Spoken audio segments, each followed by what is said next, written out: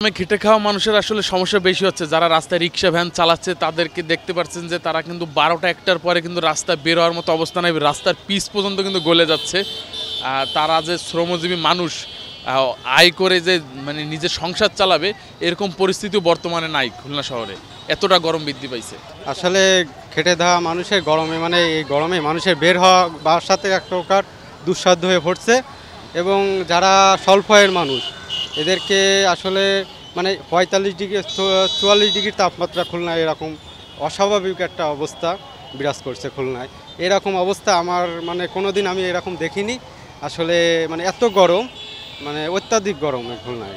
আসলে যারা রিক্সা বা ভ্যান গাড়ি চালাচ্ছে এদেরকে মানে দুপুর ১১টার পরের থেকে এদের মানে রাস্তায় থাকা এক ধরনের কষ্টকর হয়ে পড়তেছে। নিজের তৈরি গরমের তাপমাত্রা এটা অনেক মানে, এটা হলো এই যে দেখেন এত পরিমাণে গরম মানুষ ছাতায় কলম মানে না।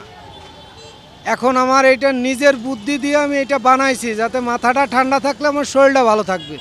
আমি হলো ভ্যান চালাই। এই এই যে গরম দেখেন আপনার চালানো যায় না, রোডে বাইরানো যায় না, বিভিন্ন সমস্যা।